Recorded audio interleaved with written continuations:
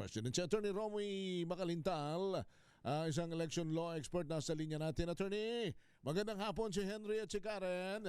Hello po, Attorney. Magandang hapon sa inyo, Henry and Karen, at sa inyo mga tagapanood, tagapakinig. Paabala lang kami sa inyong makisig at may gininto ang tinig sapagkat, teka muna, ano ho ba ito? Pwede ba uling i-postpone yung eleksyon ng barangay? Yan ang talaga namang sinasabi ko na pinagsasamantalahan na naman tayo ng mga mambabatas na ito, no? Yung mga nag-i-sponsor yan, na parang pinalalabas na mga taong bayan ay kayang-kaya nilang tanggalan ng karapatang makaboto. Ilang beses na silang pinagsabihan ng ating Korte Suprema na yung pag-postpone ng halalan ay hindi dapat na ginagawa yan kapag ay nakatakda na.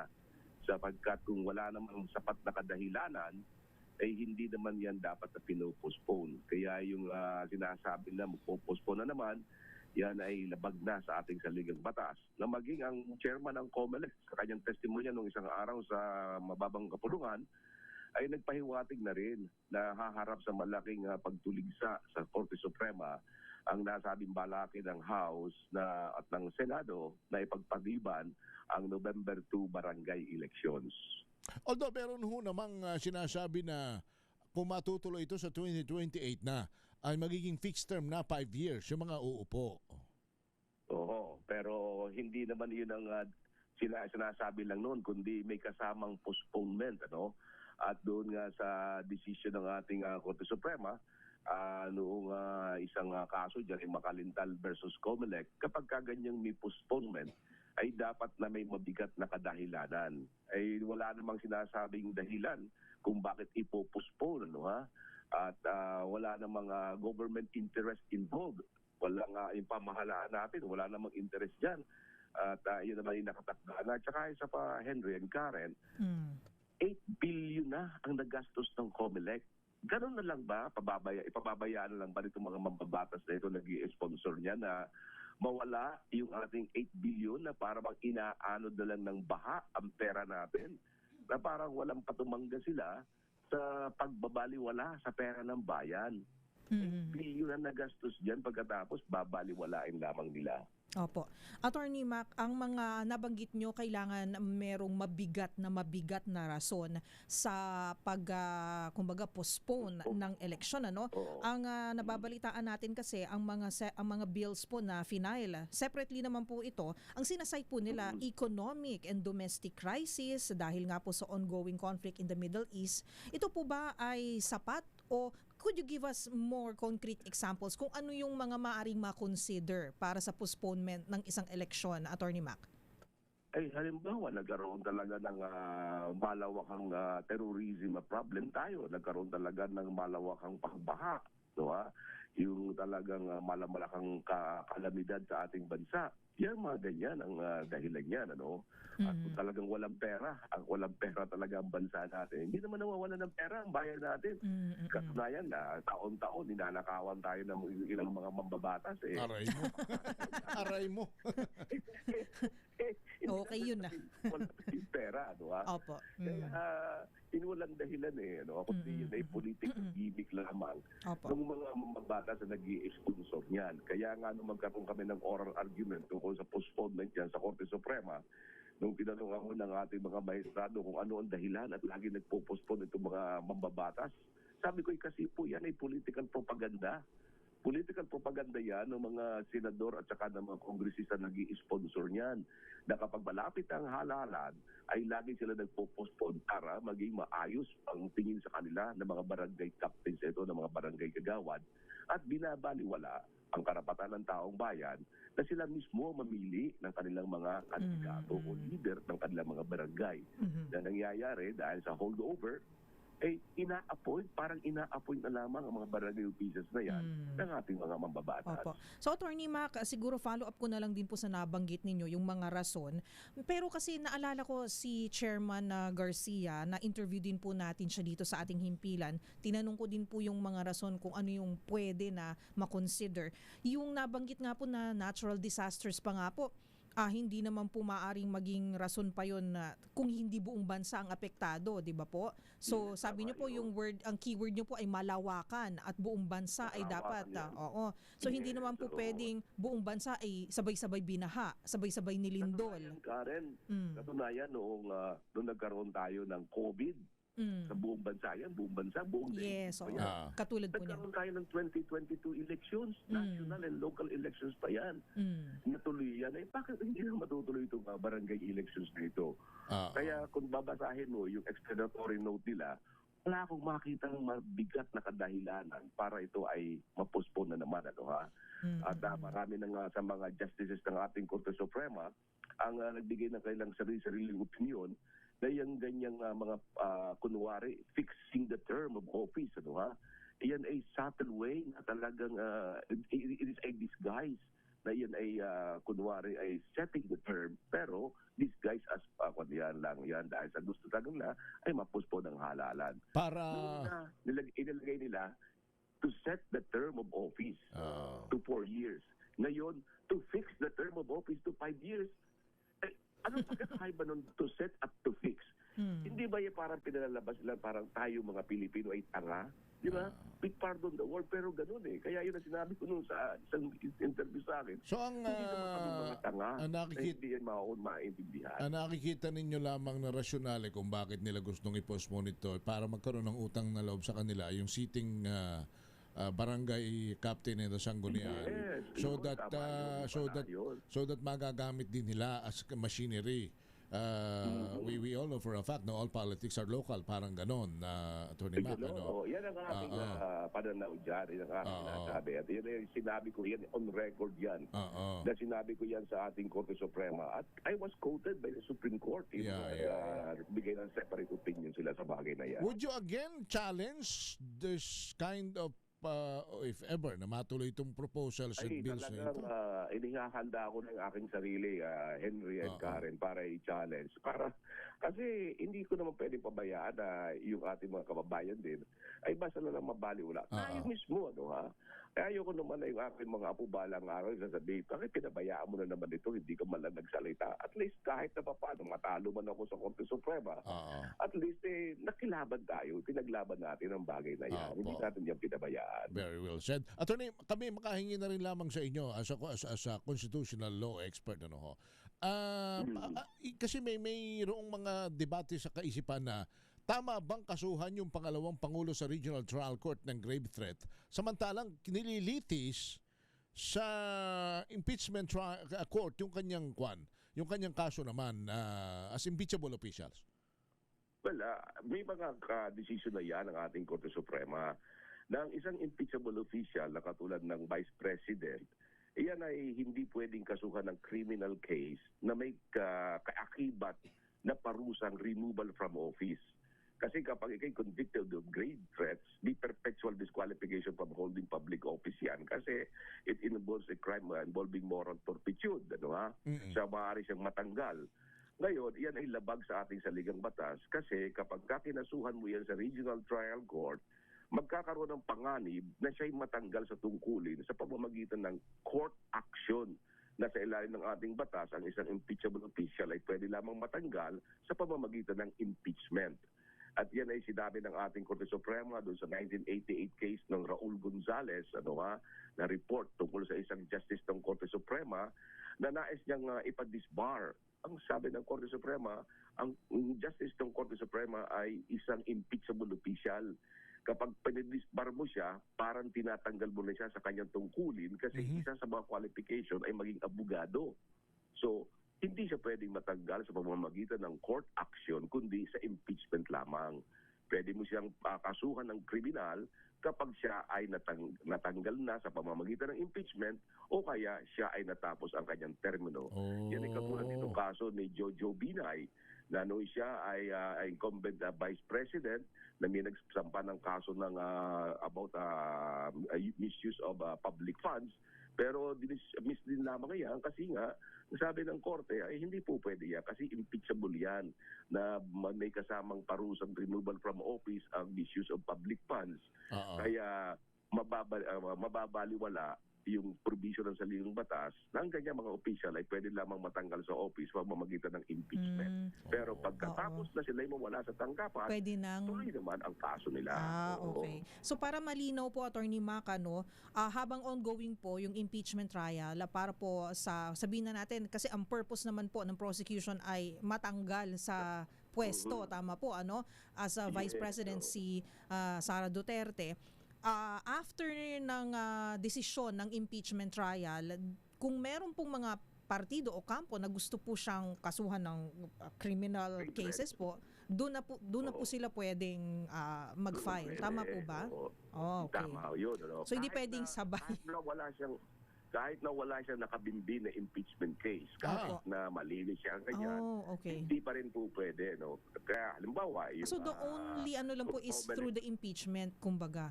Yes. Para bang hatod, halimbawa ng COMELEC chairman, hindi mo siya pwedeng ihabla ng kahit anong criminal case na may kasamay kaakibat na parusang pag-removal from office, kasi hindi siya pwedeng ma-remove sa office sa pamamagitan ng court, kundi sa pamamagitan ng impeachment lamang. So, ganun din ang kalagayan ng kahit na sino. Halimbawa, I see. halimbawa ho, ombudsman, COA, Yes. Same, COA Commissioner, Supreme Court Justice, COMELEC. Yes. Yung mga yan, pag ang ikinaso mo ay kasong kriminal at ang magiging hatol ay removal from office and perpetual disqualification, hindi po pwedeng sampahan ng kaso sa mga regular na korte, sa impeachment court lamang. Sa impeachment court lamang. Pero kung ma-acquit man siya sa impeachment court, kung ano man mangyari sa kanya doon, tutuloy na lang yung criminal case. So, paano po to may final po na criminal charges for grave threats ang DOJ? Well, usually, dinidismiss yan ng korte. Pero for kung lack of ganun, jurisdiction. pero kung ganun, Attorney Mac, why file in the first place? Yun na, siguro, alam mo naman, ganyan naman talaga dito sa atin. Basta may pwedeng i-file. It's very easy to file. Napakadali na mag-file ng kaso. Opo. Pero yung to prove the case is a different thing. And to hold on with the case, ibang usapan yun. Actually, ang statement ho nung abogado ni Vice President is magkaroon ng oral arguments between the the complainant and of course the respondent. Pwede naman yun. Para naman daw malinaw nga na itong ganitong kaso ay ito impeachable officials, hindi dapat ito pinag-uusapan sa regular na korte. Oo. Pero kahit na walang oral argument yan, hindi na kinakailangan. Pagpatagal lamang ng oras yun Nagbibigay naman sila ng kailang summation o kaya ng mga komento. Yun pwede na yun. Para pag nabasa yun ng judge, madali naman yun yung madesisyonan. Kasi meron naman mga basis yan at saka may mga desisyon na ang ating Korte Suprema sa ganyang mga issues. Pero attorney, ano lamang ang kasong pwedeng ikaso sa regular na korte sa mga impeachable officials, for that matter, for educational purposes? Meron ba rin naman pwedeng ikaso? Walang maaaring ikaso sa kanila, basta't ang may kaakibat na removal from public office. Madidismiss lamang yun kasi sabihin nga walang jurisdiction. Hanggat hindi natatapos ang kanilang termino, ay hindi sila makakasuhan. Kaya nangyari, katulad nung nangyari kay Mr. Jojo Binay, so na-dismiss yung kaso niya habang siya nakaupo bilang Vice President. Pero nung hindi na siya Vice President, sinampahan siya ng kaso. Yung pala yun, So parang may immunity from suit if you're an impeachable official. Parang gano'n, yes. Katulad ng Pangulo, immunity from suit. Pero yung immunity from suit, yun naman ay tradition lamang, Henry and Karen. Wala naman yan sa saligang batas natin. Kahit balik na rin natin sa ligang batas, hindi nakalagay dyan na mayroong immune from suit ang president o sino man. Kundi yan ay naging tradisyon sapagkat ang isang Pangulo ay kung yan ay pwedeng maihabla, ay aabutin na ng katakot-takot na kaso, wala na siyang magagawa. Hindi na siya makapagtrabaho. Hindi na makakapagtrabaho yung mga yan. Tama naman po. May sense. Iniiwas nila yon. Pero kaya nga dinadala yan sa isang impeachment court para doon sila alitis. Okay. So siguro po napag-usapan na natin yung impeachment trial. Ano po ba ang inyong assessment so far? Day 15 po nung Wednesday, tama po ba? Nagiging mainit po ang balitaktakan sa pagitan ng dalawang panig po, ano? Nagiging generational Generational divide. Oo, may ganun po. Talaga, It's very entertaining and sabihin na natin, Attorney Mac, entertaining and engrossing and educational. Sometimes exciting. Yes, opo. Ano pong assessment nyo so far, Attorney Mac? Sabi nga, yung mga matanda ay ayaw ng mga samahan ng bata. Yung bata naman ay ayaw igalang ang matanda. Kaya yun ang nangyayari doon sa laban nila ng dalawang abogado. Well, siguro okay naman yung takbo ng paglilitis, at yun nga lamang, siyempre maraming mga delay ang nangyayari. Pero palagay ko, sa akin palagay niya, para mapabilis yan, dapat ang ating mga senador and yung senators, judges, dapat tingnan nilang mabuti yung pre-trial order yung mga pre-trial briefs ng prosecution at defense panel. Kasi doon sa pre-trial brief nila, naroon ang listahan ng mga witnesses na ipipresent nila. Dito sa Article 1 na ito, merong mga 30 witnesses ang nakalinya dyan. Siguro panahon na ngayon para pag-aralan ng Senate sa impeachment court na baka pwedeng sabihin sa prosecution. Pag-aralan nga ninyo mabuti, baka naman itong mga ibang testimonya rito ay corroborative lamang. Uulitin lamang ang testimonya ng iba. Baka pwedeng mag-stipulate lang kayo na yan huwag na nyo ipipresenta. Kasi tinitingnan ko yung listahan ng mga witnesses, ang iba doon ay parang uulitin lamang yung ibang mga ite-testify o palalakisin lamang yung testimony, pero parehong facts din lamang ang may establish. So, Attorney, pwede bang yung presiding judge na mismo ang magsabi doon sa both parties? Kung kayo ay may mga testigo na parang duplication and corroborative lamang ang karamihan, subukan na ninyong itighten na lang para mabilis tayo. Attorney, nung Article 4 na yun, is a grave threats and inciting to sedition, marami doon na mga ilang witnesses din ang tinanggal nila ng prosecution. Dahil sa mauulit lamang. Katulad dito sa Article 1 na ito, yung sa pero mo, meron silang gustong tawagan na witness na si Mary Grace Piatos. Alam naman nilang wala yun doon, di ba? Sinasabi lang, Elias lang, bakit isasabi mo pang pangalan yun doon? So, hindi na, para sa akin, yun yung mga ganun. Pero, sasabihin mo, wala na yan. Attorney Mac, itong naririnig nila ay panig pa lang ito ng prosecution. Oo, panig pa lang ng prosecution yan. Ang mangyayari pagkatapos ng prosecution, tama ho ba, yung depensa naman ang magpipresenta ng kanilang mga dokumento o ebidensya at testigo? Yes, so matapos yung Article 1 to 4, magpipresenta na ng ebidensya ang depensa. Halimbawa, sa grave threats and inciting to sedition, magpipresenta sila ng kanilang mga witnesses. Hindi yan impeachable kasi ganito yan. Kasi ang nangyari dyan, kung bakit nasabi ni Sarah yan ay ganito. Pagkatapos doon sa yung mga, what do you call this, yung mga acknowledgement receipts. Pipresent sila ng ebidensya o testimonya na yung mga acknowledgement receipts na yan ay ino-honor naman yan. At ay kaso yan ni Sarah ay hindi pa tapos. Pagka sa nakikita ninyo sa tinatakbo, hanggang kailan kaya ho ito tatagal? Ay siguro kung mga 5 buwan pa yan. Naku po. Andiyan pa tayo. Ganon katagal, no? Pero Attorney Mac, kung hindi po siya televised, just thinking. Just thinking out loud. Kung hindi po televised ang impeachment, mas matatapos po kaya agad yan? Baka mas madali nang matapos. Kaya siguro yung mga objection, huwag na masyadong mag-away dahil sa naman ay wala naman masyadong rules na sinusunod. Hindi naman yan strictly na yung mga rules of court ay sinusunod yan. Mga misleading, mga leading, mga gano'n. Pati yung sa Facebook account. Katulad ng Facebook account doon si Mr. Ligutan. Sa akin wala naman.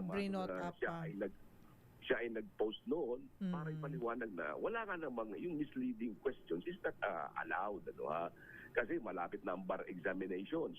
Baka may isang kukuha ng bar examination, narinig niya, paano ko natanong yun? Are misleading questions allowed during a cross-examination? Okay. Kung yes, ay mali nga yun.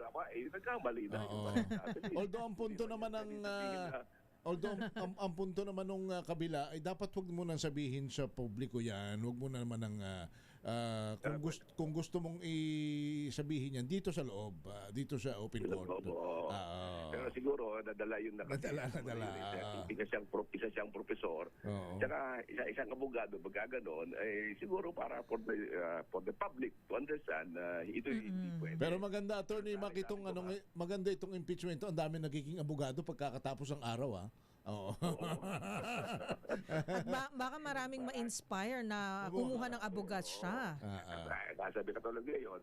Oo. Marami nagtatanong. At pag ako'y nagsisimba, paglabas, Attorney, ano ko yung ibig sabihin ng subjudice? Ayun na nga. Sige, paki-please. Okay. Ano ba yung subjudice? Ang iba yung, Attorney, ano ba yung sinasubjudice? Ibig sabihin, Subjudice. pending before the court's consideration. Ibig sabihin, nakapending pa yung kaso. Dahil ilalim sa mga rules ng ating Korte Suprema, ipinagbabawal na yan ay i-discuss ng In public, sa media. Kasi para mangyayari yan, trial by publicity. Ayun. O kaya, kung ipapayagan na laging ganyan, kung sinong may pera sa PR, kung yung isang partido. May advantage. Oo. Dahil kung kalaban niyo hindi mo makapagsalita, ay di para maririnig ng lamang ng tao yung tungkol doon sa ganung isang party lamang. Kaya pinagbabawalan yan yung may subjudice tayo. Yung pala yung tinatanong sa inyo. Huwag maging popularity contest para mangyayari yan. I see. Popularity contest na lamang yan. Subjudice. Kaya ang pinag-uusapan lamang dyan, ano na ang nangyari sa kapwa. Pero yung merito noon, iwasan na lang natin. Alright. Attorney, kami po ay sumasaludong muli. Nagpapasalamat sa inyo sa inyong napakalaking tulong sa bayan sa DCRH sa mga pagpapaliwanag ng ganito. Thank you. Maraming salamat. Isang malaking karangalan, Henry and Karen, na maging bahagi ng inyong palatuntunan. At anytime, basta makakatulong tayo, tuloy tayo. Lalong-lalo na, Henry and Karen, sa mga senior citizens. Ay, yes naman. Salamat sa tinig ng senior citizen. Salamat, Attorney Romulo Macalintal. Thank you. Thank you po, Attorney. Si Attorney Mac. Salamat po.